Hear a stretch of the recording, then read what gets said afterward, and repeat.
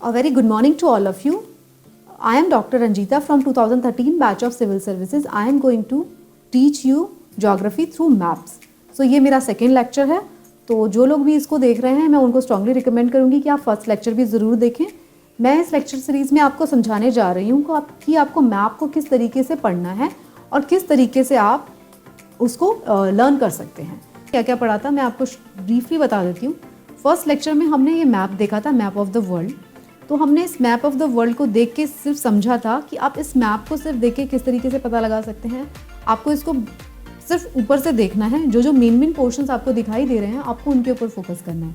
तो हमने देखा था कि हमें यहाँ पे 7 कॉन्टिनेंट्स दिखाई दे रहे हैं और 4 ओशंस यहाँ पे दिखाई दे रहे हैं। हमने 7 कॉन्टिनेंट्स के ऊपर फोकस किया, 4-5 ओशंस के ऊपर फोकस किया। हमने देखा कि शेप ऑफ द ओशंस क्या क्या है, कौन कौन से कॉन्टिनेंट्स हैं और कौन कौन से ओशंस हैं, उनका शेप क्या है। फिर हमने फोकस किया कि नदर्न हेमिस्फीयर की क्या स्पेशलिटी है। और अब हम पढ़ने जा रहे हैं अबाउट द सदर्न हेमिस्फीयर। तो अगर आप इसी स्लाइड को फोकस करते हैं, इसी मैप को देखते हैं, तो आप देखिए, हम अगर ये देख लेते हैं, ये आपको सबको पता है इक्वेटर है। तो अगर हम इसको देखते हैं, इस इक्वेटर को अगर हम फोकस करते हैं, तो this is line which is dividing earth into 2 equal halves. तो अगर हम 2 इक्वल हाफ में अर्थ को डिवाइड करते हैं, तो हमने नदर्न हेमिस्फीयर के बारे में देखा था कि नदर्न हेमिस्फीयर में कितना परसेंट लैंड है। अभी तक सबको याद हो गया होगा, 67% of the land of the world की टोटल लैंड का 67% नदर्न हेमिस्फीयर में है। सदर्न हेमिस्फीयर में वर्ल्ड की टोटल लैंड का 33% है। अगर हम सिर्फ सदर्न हेमिस्फीयर की ही बात करते हैं, तो सदर्न हेमिस्फीयर में वाटर इज टू लैंड का रेशियो है 80:40, 80:20।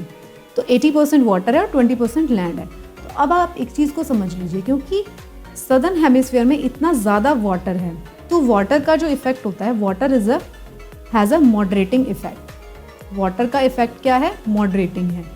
क्यों है मॉडरेटिंग इफेक्ट? मैं यहाँ पे आपको ये भी बता देती हूँ। जैसा कि मैंने आपको बताया था कि मैं सिर्फ और सिर्फ आपको मैप नहीं पढ़ा रही हूँ, मैं आपको ज्योग्राफी के कंसेप्ट भी मैप के साथ साथ पढ़ाती जाऊँगी।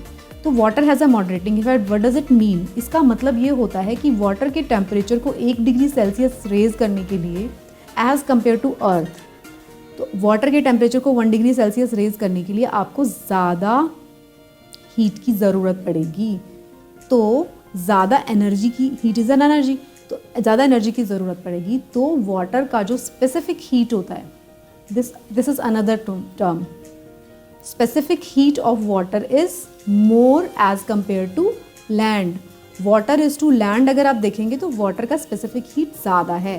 तो इसका मतलब क्या है कि वाटर के टेम्परेचर को 1 डिग्री सेल्सियस रेज करने के लिए आपको ज़्यादा हीट अप करना पड़ेगा। सिमिलरली वाटर जल्दी से कूल डाउन भी नहीं होता, तो इसलिए इसका मॉडरेटिंग इफेक्ट है। ना तो ये जल्दी से गर्म होता है, ना तो ये जल्दी से ठंडा होता है। तो क्योंकि सदर्न हेमिस्फीयर में मेजॉरिटी वाटर है, 80% तक वाटर है, तो सदर्न हेमिस्फीयर का क्लाइमेट माइल्ड होता है। माइल्ड क्लाइमेट का मतलब क्या है? क्लाइमेट के अंदर वेरिएशंस बहुत ज़्यादा नहीं होंगे as compare to northern hemisphere, क्योंकि नदर्न हेमिस्फीयर में 67% इज वॉट, वर्ल्ड का लैंड का 67% है। अगर नदर्न हेमिस्फीयर की बात करें तो यहाँ पे 60:40 का रेशियो है। वाटर 60 है, लैंड क्या है?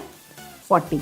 तो यहाँ पे ये जो रेशियो है इतना मॉडरेटिंग इफेक्ट नहीं डालता है वाटर, लेकिन यहाँ पे सदर्न हेमिस्फीयर में वाटर का मॉडरेटिंग इफेक्ट बहुत ज़्यादा डोमिनेट करता है। Southern hemisphere has a water land ratio 80:20 which I have already told you, has 33% of the world's land, ये भी बता दिया मैंने आपको।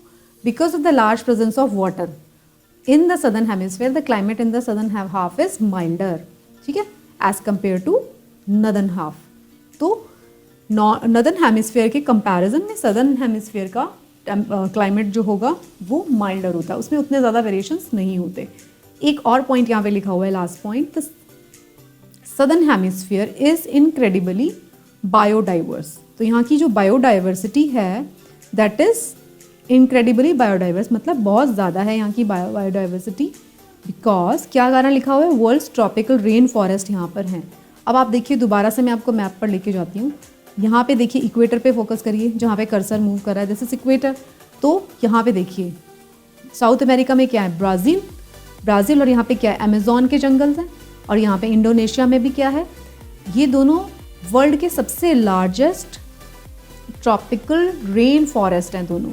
और ट्रॉपिकल रेन फॉरेस्ट में बायोडाइवर्सिटी सबसे ज़्यादा होती है। इसका मतलब क्या होता है, वहाँ के प्लांट्स और वहाँ के एनिमल्स में बहुत ज़्यादा तरीके के प्लांट्स और एनिमल्स पाए जाते हैं। तो ये दोनों ट्रॉपिकल रेन फॉरेस्ट जो हैं इसी एरिया में, इसी जगह पर फॉल करते हैं, मेजॉरिटी इन सदर्न हेमिस्फीयर। तो यहाँ पे क्या है, यहाँ पे बायोडाइवर्सिटी ज़्यादा है, यही पॉइंट यहाँ पे लिखा हुआ है। तो अब तक हमने क्या देख लिया, नॉर्दर्न हेमिस्फीयर की क्या स्पेशलिटी है, सदर्न हेमिस्फीयर की क्या स्पेशलिटी है। अब हम अपने नेक्स्ट स्लाइड की तरफ मूव कर रहे हैं, विच इज़ अब हमें क्या पढ़ना है, 4 इंपॉर्टेंट लाइंस के बारे में पढ़ना है। तो 4 इंपॉर्टेंट लाइंस कौन कौन से होते हैं हमारे, एक इक्वेटर होता है, एक ट्रॉपिक ऑफ कैंसर होता है, एक ट्रॉपिक ऑफ कैप्रिकॉर्न होता है, प्राइम मेरिडियन होता है। अब ये सारे लाइंस क्या क्या होते हैं ये मैं आपको क्विकली मैप पे दिखा देती हूँ पहले, और मैं आपको ये क्या होते हैं ये भी मैं आपको बता दूँगी।